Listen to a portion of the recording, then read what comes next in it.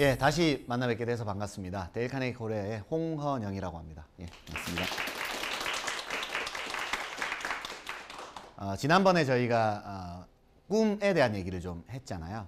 오늘은 그 꿈을 아무리 꾸어도 그 꿈을 나 혼자 이루는 게 아니잖아요. 주변 사람들과 함께 가는 것이고, 그래서 내 꿈을 또 이루어질 수 있느냐 없느냐는 사실 어떻게 보면 내 옆에 있는 사람과 어떻게 잘 협력하느냐에 또 따라 달린 일일 것 같기도 해요. 그래서 오늘은 인간관계에 대한 얘기를 좀 한번 해보려고 합니다. 학생이든 직장인이든 뭐 누구든 아마 가장 큰 또 화두이자 관심사가 아닐까 생각했습니다. 제가 속해 있는 카네기 연구소 데일 카네기는 사실 이제 인간관계를 전문으로 다루는 곳이에요. 제가 나중에도 말씀드리겠지만 이 창업자이신 데일 카네기 씨란 분이 카네기 인간관계론이라는 책의 저자이시고 그걸로 많이 유명해졌죠. 그래서 저희가 주로 하는 일도 이제 기업에 출강을 해서 그 팀 내 인간관계라든지 조직을 이끄는 리더십이라든지 이런 부분들을 주로 다루니까 정말로 전문 분야인 거죠. 인간관계 분야가 저에게는. 그런데 왜 영원한 숙제라고 적어 놓았느냐?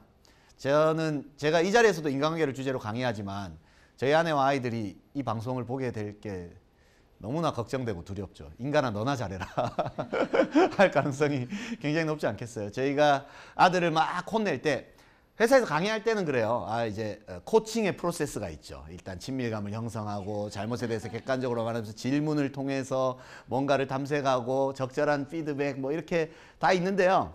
제가 애들 혼낼 때는 너 그럴 거야 안 그럴 거야 막 이렇게 이제 바로 가는 일들이 많이 있거든요. 그러다 보니 영원한 숙제인 것 같아요. 저에게도 있어서 마찬가지로. 그럼에도 불구하고 이런 부분들을 우리는 좀 학습하고 여전히 좀 우리 스스로를 바꿔보고 실천해보려고 노력할 필요는 있다고 생각해요. 그 이유는 제가 지난번에도 말씀드렸지만 좀 더 편해지기 위해서입니다. 갈등을 일으키는 사람들이 있으면 되게 힘들어요. 그 사람 그냥 무시해버리고 그냥 같이 싸워버리는 게 편할 것 같죠, 당장은. 근데 사실은 그렇지 않거든요. 오히려 그 사람과 화해하고 협력하는 과정이 되게 고통스럽고 힘들어요. 그런데 그렇게 하는 게 나중에 더 편해지잖아요. 그래서 그런 측면에서 인간관계에 대한 얘기들을 좀 한번 해보려고 하고요.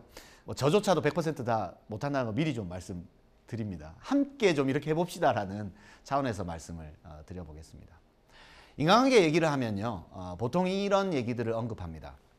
성공의 85%는 인간관계에 의해서 좌우된다. 이런 얘기들을 하죠. 이 조사가 원래는 그 미국에 있는 카네기 멜론 대학에서 졸업한 사람들 중에 이제 경제적으로 어느 정도 위치에 오른 사람들을 대상으로 설문을 조사해서 당신의 성공의 어떤 요인이 무엇이라고 생각합니까? 라는 설문에 이제 응답한 것들을 모아서 보니 85%가 인간관계라고 답했다라는 말을 하더라고요. 이런 종류의 문구를 보게 되거나 이야기를 들으면 어떤 감정이 드세요? 실력과 능력보다는 관계, 연줄을 잘 타면 더 성공한다면 그것은 굉장히 부당한 것 아닌가. 그런 생각이고 그런 믿음은 지금도 변함없어요. 그런데 이게 가만히 보니까 원문은 이렇게 되어 있지 않아요. 성공의 85%가 실력과 상관없이 뭐 관계가 좋으면 잘 끌어주고 밀어주고 뭐 학연 지연으로 뭐 아는 사람 많고 막 이렇게 해야 성공한다의 뜻이 아니라 이게 영어를 조금 보여드리게 돼서 죄송한데 원래는 85%의 그 어떤 경제적으로 성공한 사람들의 그 이유는 퍼스널리티, 인격에 있다는 것과 그리고 그들이 함께 소통하고 협력하고 협상하고 사람들을 이끌 수 있는 능력에 있다라고 말한 거예요.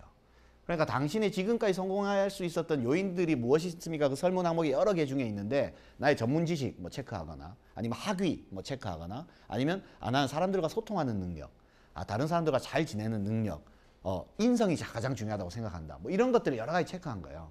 근데 그 인성이나 다른 사람들과 잘 협력하는 능력이나 그 다음에 명확하게 커뮤니케이션하는 능력 이런 것들을 다 모아보니 85%가 주로 사람에 대한 것들이더라 라고 해서 이게 한국으로 넘어오면서 성공의 85%는 인간관계에 의해서 좌우된다 이렇게 그냥 설명이 돼버린 거예요. 그러니까 사실은 다른 의미거든요. 인맥이 좋아야 성공한다 이것과는 전혀 차원이 다른 개념이에요. 퍼스널리티가 가장 중요해요. 그 사람의 인격적으로 존경받을 만한 사람이 성공해야 되고 그런 인격에 의해서 다른 사람들의 존경과 존중을 받을 때에 그 사람도 어떤 원하는 위치에 갈 수 있는 자산이 된다라는 그런 의미인 라고 해석될 수 있습니다. 그래서 오늘 제가 집중하고 싶은 부분도 그거예요. 이 인간관계라고 해서 뭐 어떻게 하면 인맥을 뭐 이렇게 잘 넓히는가 뭐 이런 차원도 아니고요. 두 번째는 꼭 그 문제가 되는 갈등, 이런 표현 써도 되는지 모르겠지만 어디에나 또라이들이 있거든요. 그래서 어느 조직에나 있어요. 근데 뭐 그런 사람들을 어떻게 하면 확 변화시키냐, 그런 마법과 같은 스킬, 그런 종류의 얘기가 아니라 어떻게 하면 내가 인간으로서 존중받을 수 있는 인격을 갖추고, 그리고 그것을 통해서 다른 사람들과 잘 소통하면서 지내는가, 좀 더 근본적인 얘기를 우리는 해야 된다고 생각됩니다.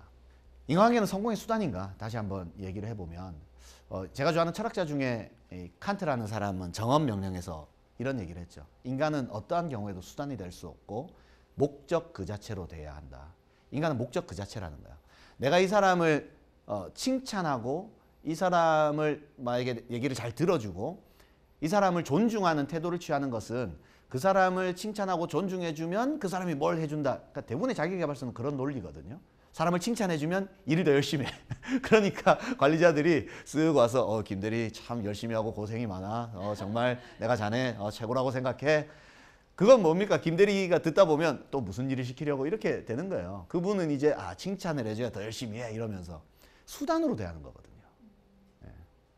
이렇게 우리가 인간관계라는 그 어떤 주제를 대할 때 대부분은 내가 원하는 어떤 목적을 달성하기 위해서 이 인간관계라는 수단을 어떻게 이용할 것인가에 관심이 맞춰져 있어요. 그러니까 인풋과 아웃풋으로 사람을 대하는 겁니다. 실천해 봤는데 그 사람들이 이거 안 해주던데요? 이런 반론들을 많이 제기하세요. 사실 잘못 쓰고 있는 겁니다. 그것은 인간을 수단으로 대하는 거잖아요. 입장 바꿔놓고 생각해 보면 이 자리에 계신 분들, 또 이 방송 들으시는 분들 다 알지 않습니까? 그 사람이 어떤 의도를 가지고 나에게 뭔가를 해주고 접근하면 사실 그건 그냥 기브 앤 테이크 비즈니스일 뿐이고, 물론 사업을 하고 비즈니스 하다 보면 그런 면들이 물론 필요하지만 좀 더 근본적으로 그 사람의 어떤 인격과 인성으로 다른 사람들을 설득할 수 있을 때에, 그때 비로소 협력이 일어나는 것이고, 그때 비로소 우리가 말할 수 있는 성공이란 것들을 그때 이름 붙일 수 있는 것이지, 단편적으로 내가 원하는 어떤 게 있어요. 다음 주까지 레포트를 빨리 받아야 돼. 그러니까 일단 뭐 칭찬해 주면서 막 이거는 그러니까 수단으로 대하는 것이다. 그걸 좀 분명히 하고 이 얘기를 좀 진행하고 싶습니다.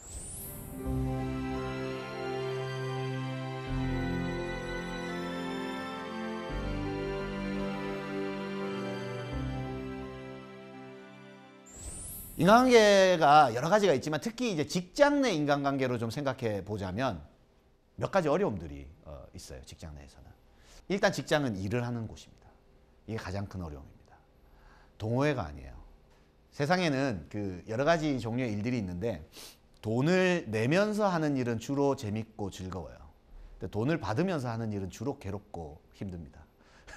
이해되시죠? 내가 돈을 내면서 하는 일들은 어디 뭐 놀이동산에 가서 뭔가를 하거나 뭐 내가 돈을 내면서 어디 참가를 하거나 이런 일들은 주로 재밌죠. 근데 돈을 받으면서 하는 일은 되게 고돼요. 힘들어요. 그러다 보니까 그 직장에서는 요구하는 것들이 있고 해야 되는 일들이 있고요. 그리고 내가 마음에 안 드는 사람이 있고 안 맞는 사람이 있어도 같은 부서에 있으면 이렇게 안 볼 수가 없어요. 하다못해 그냥 뭐 동호회나 그런 데는 그냥 탈퇴하면 그만이고, 또 그 사람 없이 다른 소모임에서 일하면 그만이고, 직장 내에서는 만약에 내 팀 내에서 잘 안 맞는 사람이 있다고 팀 옮겨주세요. 뭐 이게 쉽지 않거든요. 목적 중심적인 조직이기 때문에 인간관계 풀어내기가 만만치가 않아요. 일단은 이걸 기억해야 돼요. 회사는 일하는 곳이에요. 일하는 곳이기 때문에 그로 인한 갈등들이 필연적으로 생길 수밖에 없다라는 것들을 전제하고 들어가야만 우리가 나중에 직장에 들어갔을 때도 인간관계 갈등이 생기고 정말 무리한 일들을 막 요구받고 이럴 때에 회사에서 이럴 줄은 몰랐어 이렇게 하시면 안 되고, 내 이럴 줄 알았지 하고 이제 시작을 하셔야 되는 거죠. 두 번째는 직장 내에는 권력 구조와 불평등이 존재합니다. 엄연한 사실입니다. 상하가 있어요. 직장에는 상사가 있고 부하 직원이 있거든요.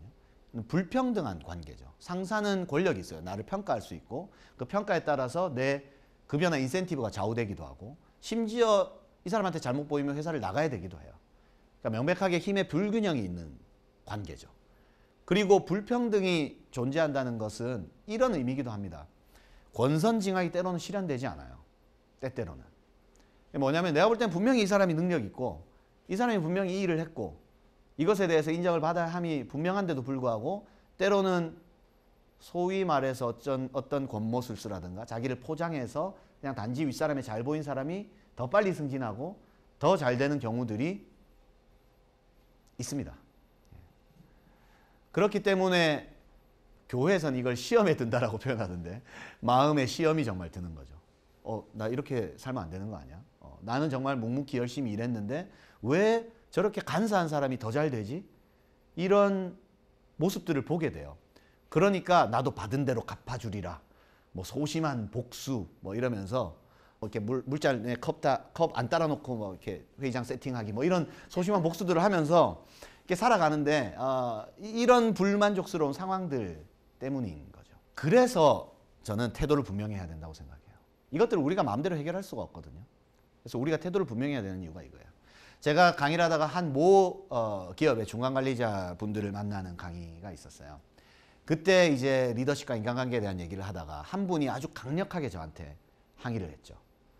왜냐하면 저는 그때 이제 사람에 대한 뭐 여전히 존중이라든가 경청이라든가 이런 이슈들을 다루고 있었는데 그분이 저한테 이렇게 얘기하는 거예요. 강사님, 다 필요 없는 얘기다. 자기가 모시는 상사 임원 한 명은 그 본사에 되게 뭐 잘 보였는지 그리고 직원들과 전혀 소통 없이 말도 안 되는 그 목표를 내려보내고 그거를 엄청 정말 전문 용어로 쪼우고 다그치고 그 사람 때문에 그만둔 직원이 한두 명도 아니다. 다그치니까 단기적인 성과를 내겠죠, 직원들이. 그 사람은 여전히 인정받고 그 자리에서 나올 생각도 안 하더라. 그리고 그 사람이 더 빨리 승진했다. 그런 얘기를 하면서 굉장히 불만족스러운 반응들을 보이셨어요. 그래서 그분과 제가 얘기를 하면서 이런 얘기를 했습니다. 우리 선생님이 말한 얘기 제가 잘 이해하겠습니다. 그런데 두 가지를 제가 지적하고 싶습니다. 첫 번째는 그분이 그렇게 행동해서 더 성공했다고 표현하셨는데 그분이 성공하신 게 맞나요? 라고 제가 물어봤어요. 당신이 생각하는 그 기준은 승진을 더 빨리 하면 성공하는 겁니까? 그 기준이 맞나요? 라고 물어봤어요. 잠깐 고민을 하시더라고요. 저는 그거 성공했다고 생각 안 하는데요. 그 회사에서 그분을 존경하는 분이 몇 분이 있습니까? 그래서 태도를 분명히 정해야 된다는 건 첫 번째는 그거예요. 무엇이 성공인가에 대한 기준을 정해야 돼요. 내가 다른 사람들의 상처를 주고 다른 사람들을 짓밟고서라도 승진하는 것이 나의 인생 최대의 가업이라면 뭐 어떡하겠어요, 제가 그분한테. 그렇게 하셔야죠. 그런데 저는 그러지 말아야 된다고 생각해요. 두 번째는 그분이 승진을 더 빨리 한 게 성공이라고 만약에 가정한다면 제가 두 번째 질문을 그분한테 이렇게 했어요. 그러면 우리 선생님도 그렇게 하고 싶으세요? 라고 했어요. 그렇게 그분처럼 되고 싶으세요? 라고 물어봤어요. 근데 가만히 생각해 보니까 그럴 순 없죠. 그러지는 않겠다 그러시더라고요. 그래서 제가 마지막으로 대답했죠. 그렇다면 그분을 부러워하지도 마십시오. 그분은 그분의 방식대로 하라고 그러시고 선생님은 선생님의 방식대로 하십시오. 그러나 제가 얘기할 수 있는 것은 단기적으로는 어떨지 모르나 시간이 많이 지나면 선생님이 분명히 더 성공적인 삶을 살았다라고 분명히 더 평가하실 거다라고 말씀드렸어요. 우리가 수많은 성공한 지도자들, 정치인들도 많이 보지 않습니까? 그런데 저는 조금씩은 결과가 드러나고 있다고 생각해요. 부당한 방법으로 권력을 행사하고 권력을 사유화해서 불법을 행한 사람들이 지금 어떠한 일들을 당하고 있는지 우리가 뉴스에서 보고 있는 점들도 있잖아요. 물론 모든 세상이 권선징악으로 이루어지진 않아요. 그러나 태도를 정해야 된다니까요. 우리는 태도를 정해야 돼요. 이 권선징악이 이루어지지 않는 세상에 그러면 내가 저들과 똑같은 방식으로 해서 내가 원하는 지위에 오를 것인가, 그렇지 않다면 내가 믿는 가치대로 사람을 존중하면서 살 것인가, 태도를 정하고요. 그거에 따른 결과도 그냥 내가 받아들이면 돼요. 그러나 우리가 그들처럼 될 것이 아니라면 그들을 부러워해서도 안 된다라는 게 제 생각이에요. 이게 기본 전제죠. 기본 전제는 이런데 그러면 이제 어떻게 하느냐. 첫 번째, 관점을 바꾸자라는 말씀을 좀 드립니다. 관점을. 이런 책 한번 보십시오. 제가 이 책을 제가 이렇게 폄하하려고 하거나 그런 의도는 전혀 아닙니다. 그냥 제가 제목만 검색해서 그러니까 인맥 이런 걸로 검색을 하니까 이런 제목들이 뜨고요. 제가 혹시나 해서 저자의 이름은 다 가려놨습니다. 근데 이런 책들을 보면 뭐 내용이 어떻든지 간에 뭐 내용은 다 좋을 수도 있고 저도 뭐 다 안 읽어본 책들이지만 내용이 어떻든지 간에 이런 책에 뭐 부자의 인맥, 인맥으로 성공한다 이런 마케팅들이 흥왕하는 것을 보면 여전히 이 시대는 인맥으로 성공의 수단을 삼고 있는 이데올로기가 있다는 뜻이 되겠죠. 저는 인맥보다는 인격이라고 말씀드리고 싶습니다. 인맥을 넓히는 것보다 더 중요한 것은 가장 가까운 사람들이 나에 대해서 무엇이라고 평가하는가의 화두입니다. 짐 콜린스라는 그 저자를 아시나요? 그분이 굿 투 그레이트라고 이제 성공하는 기업들의 뭐 이렇게 뭐 7가지 습관인가 그리고 굿 투 그레이트에서 위대한 좋은 기업에서 위대한 기업으로라는 이런 불멸의 정말 경영서를 쓰신 분인데 그런데 그 책의 서문에 이 사람이 뭐라고 밝히고 있냐면 자신이 기업의 성공에 대해서 많은 연구들을 했는데 진정한 성공은 시간이 지날수록 배우자에게 존경을 받는 것이다 이런 얘기를 썼어요. 저는 이것이라고 생각해요. 저에게 꿈이 있다면 그런 거죠. 강연을 해서 시간당 강연료를 뭐 몇백만 원, 몇천만 원 받는 그런 강사가 되는 것도 물론 좋지만 그런 것들이 이루어지만 가정이 망가지고 심지어 나중에 자살까지 하는 사람들도 수많이 우리가 보지 않았습니까? 그런데 저는 시간이 지날수록 제 아내에게 존경받을 수 있는 사람이 된다면 그것이야말로 정말 큰 성공이라고 생각해요. 현재로서는 어려워 보입니다. 그런데 노력할 겁니다. 인격을 테스트할 수 있는 가장 가까운 질문은 나와 가장 가까운 사람들은 나를 어떤 사람으로 기억할 것인가? 이 질문을 해보는 것이라고 생각합니다. 두 번째는 정규분포를 한번 기억해 보십시오. 이거 갑자기 인간관계 하다가 왜 정규분포 얘기가 나오나 생각하시겠지만요. 정규분포란 게 뭡니까? 어떤 단체든 어떤 척도든지 간에 정규분포 제일 모자란 부분, 부족한 부분이 소수가 존재하고 또 아주 극단적으로 잘 되는 부분이 소수가 존재하고 대부분은 이제 중간 범위에서 점수가 형성된다. 뭐 수학능력 시험, 이제 대입 시험을 쳐보면 이런 정규분포가 형성되죠. 아주 잘하는 소수, 거의 뭐 이제 펜을 굴린 것보다 못 받는 소수, 그 다음에 이제 대체로 중위권이 형성되죠. 근데 인간관계에서도 정규분포를 기억해 달라고 말씀드린 이유는 이거예요. 뭐냐면 직장에 딱 취업했는데 내가 함께 일을 하는 사람이 한 10명 정도라고 한번 가정해 볼게요. 그러면 제가 말씀드렸죠. 어디에나 나를 힘들게 하는 사람이 분명히 있을 거라고. 한두 명이 있을 거예요. 있습니다. 예상하고 들어가셔야 돼요. 네. 그러면 이 사람 때문에 막 힘들면 이 당사자가 뭐라고 말하냐면 내가 인간관계 힘들어서 직장을 못 다니겠다 이렇게 말해요. 그죠? 근데 정규분포를 한번 잘 생각해 보자고요. 직장 내 10명이 모두 나를 괴롭히면요. 그 회사 나와야죠. 그거는 방법이 없어요. 그건 직장 내 왕따의 문제고 이건 거의 법적인 문제로 들어가는 거니까. 그런데 가만히 생각해 보면요. 한두 명 친한 사람이 분명히 생겨요. 또 나랑 마음이 잘 맞는 사람들이 한두 명이 생기거든요. 시간이 지나다 보면 내가 뭐 진심으로 사람들을 대한다고 가정할 때. 그리고 대부분 중위권에 있는 사람들은 그냥 뭐 크게 주고받는 거 없이 원만하게 지내요. 대부분 뭐 이렇게 적당하게 잘 지내고. 그런데 나를 정말 마음에 안 들게 하는 소수가 분명히 존재할 거라는 거죠. 그러니까 여기서 얻을 수 있는 교훈은 뭐냐면 나를 괴롭히는 한두 명이 있으면 우리 회사 인간관계 때문에 못 다니겠어. 이거 너무 힘들어. 뭐 이게 사회가 왜 이래. 이렇게 확대 해석할 필요 없다는 겁니다. 그냥 10명이 있으면 한두 명은 나를 괴롭힐 것이고 한두 명은 나에게 굉장히 잘해줄 것이고 나머지 대여섯 명은 그냥 원만하게 지낼 것이다.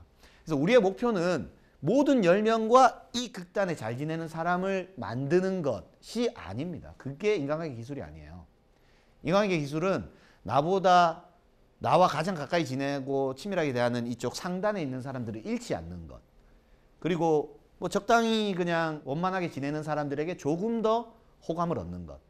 그리고 극단의 이 사람들을 잘 관리하는 것 정도라고 보시면 돼요. 그래서 실망하실 필요가 없어요. 이 극단에 있는 보통 인간관계에 대해서 뭔가 화두를 배워가고 이렇게 실천해야지 하면 제일 먼저 떠오르는 분이 이 극단에 있는 분들일 거예요. 내가 나랑 진짜 마음에 안 맞고 나 맨날 괴롭히는 상사 있는데 그럼 배워서 이거 하면 그 사람이 변하겠지. 잘 안 됩니다.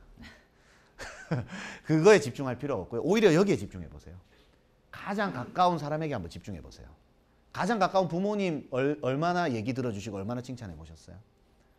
네. 가장 가까운 배우자, 직장 내에서 가장 잘 통하는 사람, 그 사람 얼마나 더 많이 배려해 주시고 더 많이 도와주셔 본 적이 있습니까? 그렇게 한번 해보세요. 그리고 중간에 있는 사람들하고 밥 한 번 더 먹고 좀 더 잘 지내보고 좀 더 마음을 소통하는.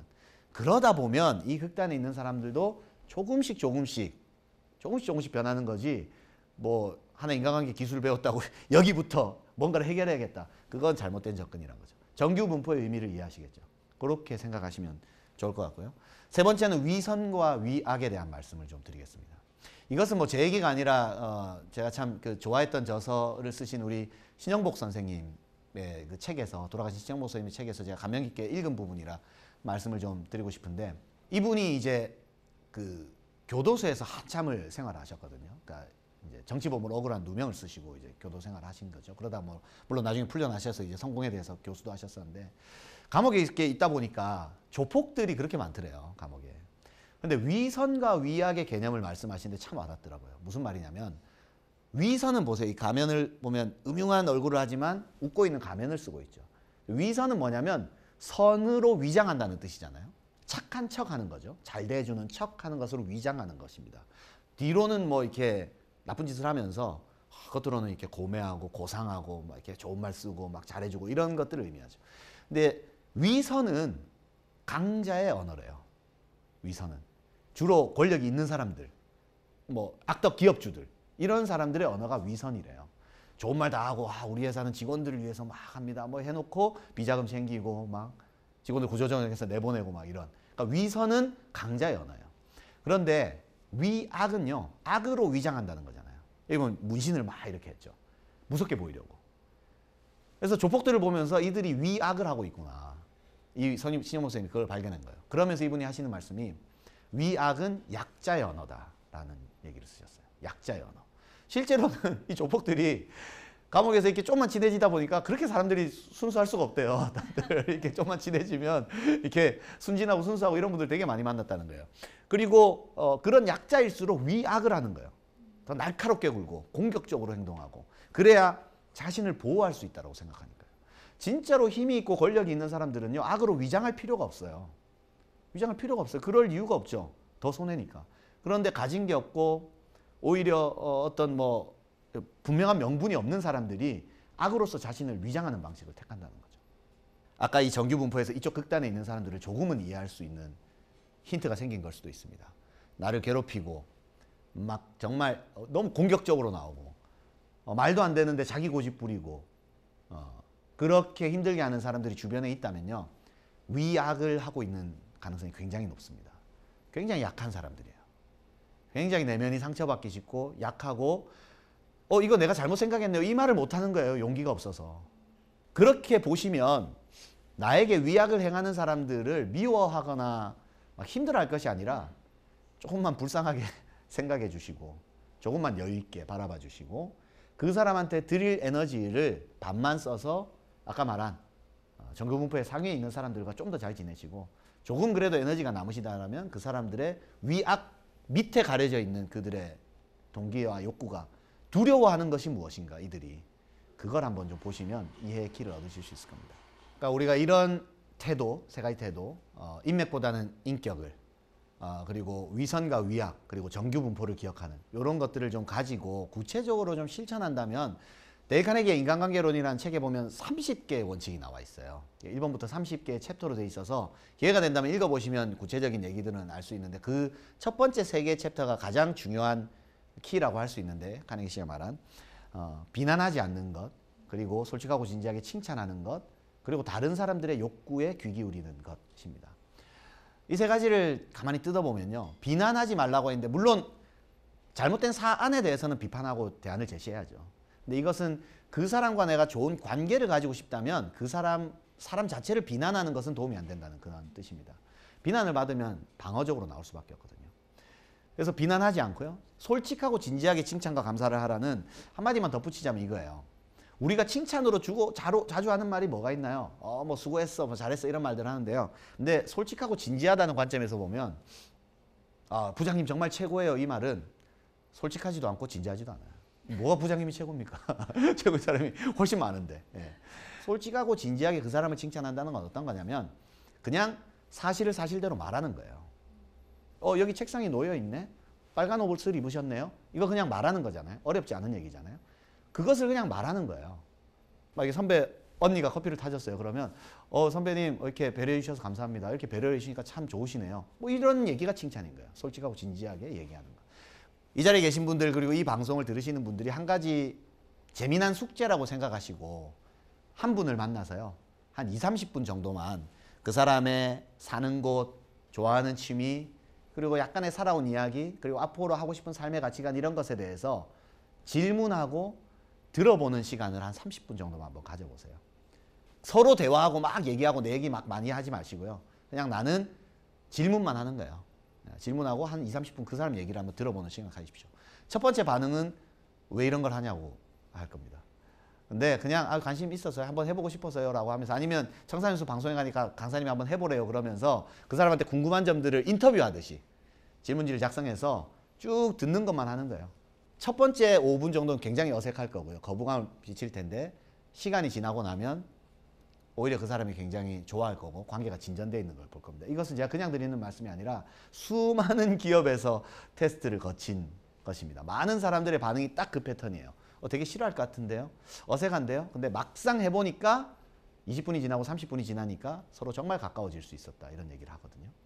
30분 이상 남의 얘기를 내가 질문하면서 들어보신 적이 얼마나 있나요? 부모님께 해보셨나요? 아니면 한번 해보시기 바랍니다. 나에게 소중한 분들께. 제가 끝맺음을 이제 드릴 텐데, 마지막 끝맺음은 제가 카네기 인간관계론 그 30개 챕터가 있는 그 마지막 장에 적혀있는 마지막 페이지에 있는 문장으로 좀 끝맺음을 하고 싶습니다. 왜 마지막 페이지에 있는 문장이냐면, 이 30가지의 원칙들을 다 실천하고도 원하는 대로 되지 않을 수 있다는 전제를 가지고 이 말을 하죠. 이러한 모든 방법을 다 사용하더라도 다른 사람들로부터 항상 우호적인 반응들을 얻는 것은 아니다. 그러나 여기서 말하는 것은 무엇입니까? 그렇지만 이 방법으로 단 10%라도 나아진다면 그것은 성공하는 것이고, 그리고 그 10%만큼 당신이 더 훌륭한 사람이 되는 것이다 라고 말하고 있어요. 남을 어떻게 바꾸려고 하기 전에 사실 인간관계는 나에 대해서 말하는 것이거든요. 그래서 그걸 좀 기억해 주시면 실망하지 않고 꾸준히 다른 사람들을 존중해가는 것, 결국에는 이것이 근본적인 것이 또 가장 명쾌한 해법이라고 저는 생각하면서 오늘 이 자리를 마무리하도록 하겠습니다. 감사합니다.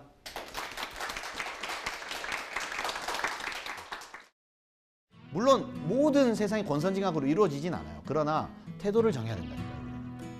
이 권선징악이 이루어지지 않는 세상에 그럼 내가 저들과 똑같은 방식으로 해서 내가 원하는 지위에 오를 것인가?